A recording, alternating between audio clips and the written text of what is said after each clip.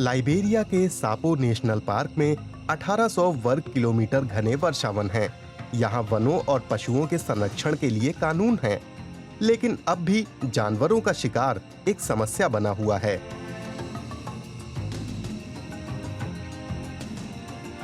Pangolin और यहाँ तक कि चिंपैंजी भी खाने के लिए मारे जाते हैं, तथाकथित बुशमीट के लिए।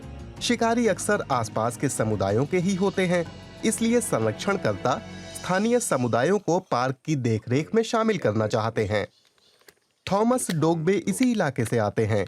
वे बायो मॉनिटरिंग इंजीनियर के तौर पर 10 साल से भी ज्यादा काम कर चुके हैं। वाइल्ड लाइफ कैमरों की मदद से वे जानवरों की गतिविधियों पर नजर रख सकते हैं, जैसे पिग्मी हिप्पो की, जो दुनिया भर में सिर्फ 30,000 ही बचे हैं। डोगबे मानते हैं कि स्थानीय लोग शिकार करना बंद कर देंगे अगर वे जानवरों के जिंदा रहने के फायदे जान जाएं। हम कम्युनिटी के लोगों को पिग्मी हिप्पो को ना मारने के लिए कहते हैं, क्योंकि जब पर्यटक आते हैं वे पिग्मी हिप्पो को देखना चाहते हैं। तब समुदाय के लोगों को जंगलों से फायदा मिलता है। इस नेशनल पार्क में और कौन से जानवर हैं? जंगलों का घनापन पारंपरिक सर्वे के तरीकों को मुश्किल बना देता है, लेकिन संरक्षणकर्ताओं की टीम के पास एक नया यंत्र है। जब जानवर नदी पार करते हैं तो पेशाब, पसीने या त्वचा के जरिए अपने डीएनए के बारीक निशान छोड़ जाते हैं। पानी को इकट्ठा किया जा सकता है और उसे एक सामान्य किट की मदद से फिल्टर किया जा सकता है। नतीजे के तौर पर मिले सैंपल को जांच के लिए फिर एक लैब में भेज दिया जाता है, जहां जांचकर्ता खास जानवरों के डीएनए खोज सकते हैं। ये जो किट यहाँ है, इसने सब बदल दिया। इसने हमारे काम करने के इलाकों में प्रजातियों की मौजूदगी पहचानने की हमारी वैज्ञानिक रिसर्च के तरीकों की क्षमता बढ़ा दी है। इससे दूसरे बड़े सर्वे में कभी-कभी छूट जाने वाली कम जानी पहचानी प्रजातियों के बारे में जानकारी मिलना संभव हुआ। इसे पर्यावरणीय डीएनए या ईडीएनए कहा जाता है। इसने संरक्षणकर्ताओं की ऐसी नई लुप्त प्राय प्रजातियों को पहचानने में मदद की है जिनके बारे में पहले जानकारी ही नहीं थी।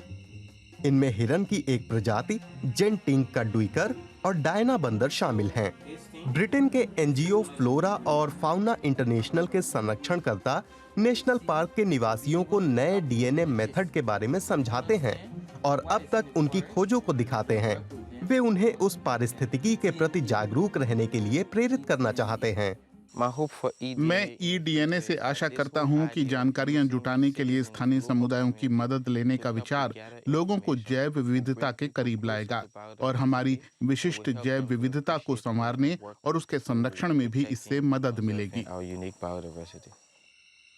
फिर भी कई सारी प्रजातियां अब भी जबरदस्त खतरे का सामना कर रही हैं, क्योंकि पार्क के चारों ओर मौजूद 3 किलोमीटर के बफर जोन में अब भी पेड़ों की कटाई की इजाजत है।